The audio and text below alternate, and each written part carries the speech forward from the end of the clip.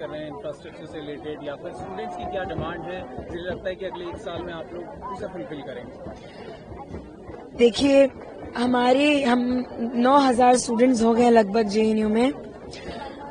वहाँ पे हमारे लिए पढ़ने के लिए लाइब्रेरीज नहीं है। हमारे हॉस्टल के कमरे इतने छोटे हैं कि या तो हम टेबल पे सामान रख लें या तो किताबें रख लें, और लाइब्रेरी में भी सीटिंग कैपेसिटी इतनी कम है, 1000 भी नहीं है। उसके बाद वहाँ पर हम देखते हैं कि लाइब्रेरी में जब हम जर्नल्स की बेसिक जे स्टोर का एक्सेस नहीं है।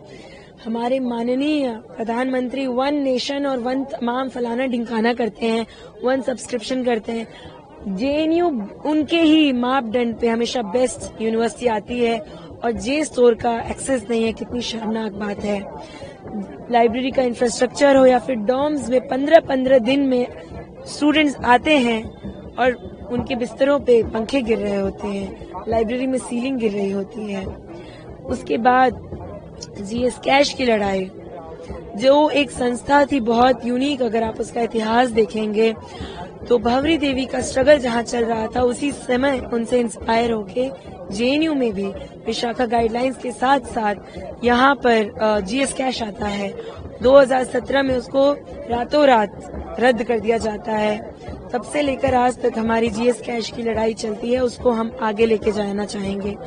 एमसीएम में जहाँ लेफ्ट की लेगेसी है कि यहाँ पे स्टूडेंट्स को एमसीएम मिलता है, हमने लंबी लड़ाइयाँ लड़ी हैं एमसीएम को बढ़ाने के लिए, और जहां हम बढ़ाने की बात कर रहे हैं 2000 से 5000, वहां ये कह रहे हैं कि रैशनलाइज करके उसको और काट पीट करेंगे, खत्म करेंगे। उसके खिलाफ लड़ाई लड़ी गई है, जीती गई है। एमसीएम को बढ़ाने की लड़ाई लड़ी जाएगी, एनईपी के खिलाफ लड़ाई लड़ी जाएगी।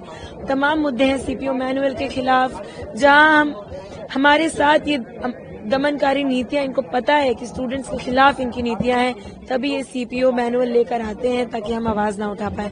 उसके खिलाफ होगी। पिछले कई मौकों पे आपको मौका मिला है यहाँ पर, लेकिन क्या जिस तरीके की मांगे लगातार उठाई गई हैं, लेकिन कुछ फल निकला है? जी, देखिए, इनकी जो नीतियां हैं रोजाना ये नए शगुफे छोड़ते हैं।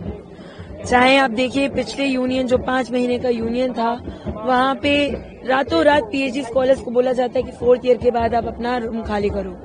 यूनियन को भूख हड़ताल पे बैठना पड़ा था। चाहे बराक हॉस्टल 3 साल से बनके खड़ा था, उसको खुलवाना कितनी बड़ी बात थी, लेकिन नहीं खोल रहे थे। उसको खुलवाया यूनियन ने। जून में जो नेट का एग्जाम देते हैं स्टूडेंट्स, कहते हैं ये कि हम नहीं उनको एडमिशन लेंगे। लड़ा यूनियन ने और इंश्योर कराया कि जो भी साथी चाहते हैं एंट्रेंस, अगर वो एलिजिबल है जून के तहत भी, वो लेंगे। एमसीएम को रद्द करने के लिए रैशनलाइजेशन कमेटी बनाई थी, वीसी मान भी नहीं रही थी। पहले तो उनको मनवाए कि आप झूठ कह रही हैं, फिर उसको रद्द भी करवाया और आगे उसको बढ़ाएंगे। जीत कर आए हैं, क्या मुद्दे हैं उनको लेकर आप देखते हैं कि इस बार स्टूडेंट्स के लिए उनके हक में बात होगी? सबसे पहले एक मुद्दा जो मैं मानता हूं कि जेएनयू का भी है, तमाम पब्लिक यूनिवर्सिटीज का है, कि जब से इस देश में न्यू एजुकेशन पॉलिसी लेके आई गई है, उसके तहत जो तमाम पब्लिक यूनिवर्सिटीज को किस तरह से प्राइवेटाइजेशन किया जा रहा है, उनका निजीकरण किया जा रहा है, उनका फंड लगातार फंड कट किया जा रहा है। हम उसी तहत देखते हैं कि जेएनयू का जो फंड है, जो पहले आता था, हम करीब आप देखेंगे तो 80% का फंड कट हुआ है 2014 से अब तक।